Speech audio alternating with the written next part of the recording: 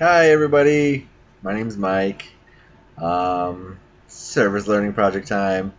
So for my service learning project, I went ahead and decided that I needed to volunteer somewhere that was not going to have the best funding, the most resources, and it turns out I have a few friends that work in residential treatment, so bada bing, bada boom, perfect. So the place I actually worked at, or volunteered today, I guess, was Third Way Center. One of their houses, it's called Pontiac House. Unfortunately, I wasn't able to go ahead and record my stuff on the inside due to HIPAA regulations and all that good stuff. But good news is that I was able to actually volunteer because I didn't know if I was actually going to squeeze it in or not. Got to go ahead and do it. Originally, I did have a video of me actually painting outside, which was awesome. That was part of what I did some painting outside in their garden area, and we were working on planters and getting everything ready for spring and summer and the growing season.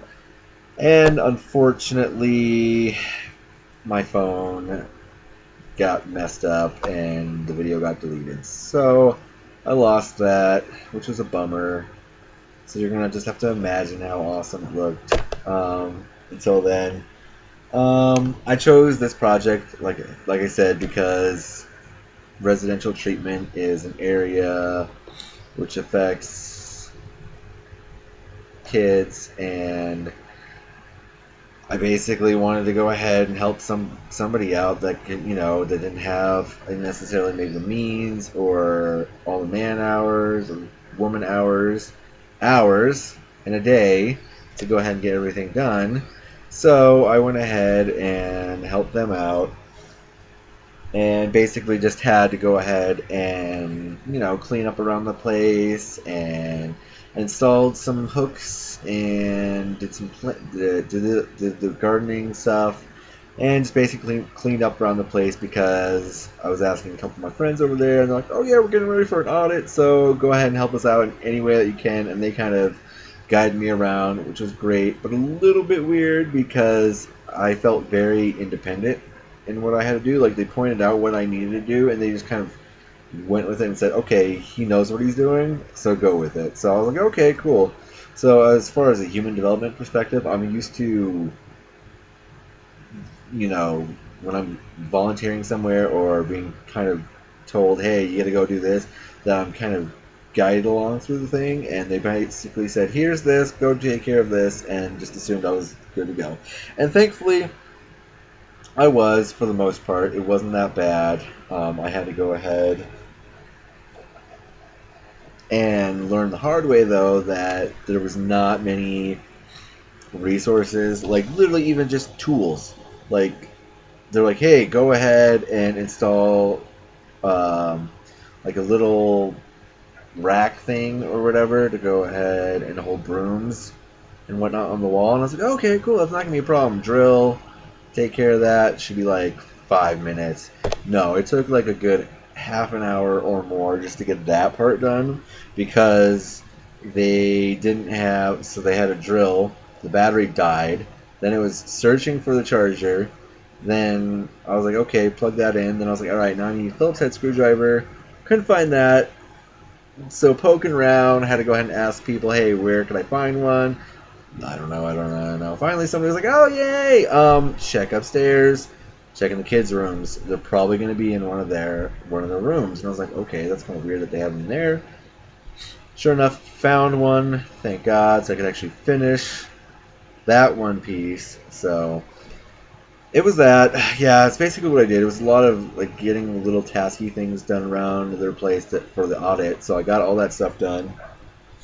Um, why all this was important, I guess, just helping out the community. It's audit stuff, which is not the super greatest thing in the world to go ahead and contribute to, but at least I was able to help them out, and so they had more time to focus on the kids, which was the piece I took away, was that they were going to have more time to focus on the kids and get them things they needed. And so that was good. That's what I took away from that. As far as connecting it to theorists, I would have to say Maslow and Keegan are the two I could probably relate to the most on this. Maslow, mostly just because his whole hierarchy of needs thing, you have to meet your basic needs before you can go ahead and get up to your higher ones. This was all basic needs. It was literally trying to find basic necessities like, okay, I have shelter, I have food, but now I need to go ahead and take care of a task before I can go ahead and get to other stuff like getting this assignment done, feeling less stressed out so I can actually self-actualize. There you go. As far as Keegan goes, I actually relate that to an interaction that I had with one of the therapists there. Um, Originally, I hung up that little rack thing, and I didn't know what else to do because they kind of didn't have much direction for me. They were like, "Oh, yeah, just check in with somebody about that," and there was like nobody because they were all busy in the meeting. So what I ended up doing was I checked in. I was like, "Hey, can I go ahead and take care of this?" And it turns out that one of the guys had already said, he was going to take care of it, which was the painting of the planters and whatnot outside. And I was like, "Okay, that's fine, I just need to go ahead and get something done, and I want to be helpful, because I'm here to help you all get everything done." And he said, "Well, as long as you don't do everything, because I had already promised I was going to do some of it, that's fine." So I said, "Okay, cool, I'll make sure not to do all of it." So it reminded me of the later stages, I think the inter-individual, and I can't remember the other one. It was like 3, 4, and 5. Robert Keegan stages where he's talking about empathetic understanding and learning that the individual has needs and trying to recognize that in the other to go ahead and accomplish situations. And so that's what I had to do. I basically had to negotiate that and to go ahead and get things done with respecting somebody else's boundaries. And finally, to wrap this bad boy up in a neat little bow, because of this project, I think I need to go ahead and help out more and do some more volunteer work.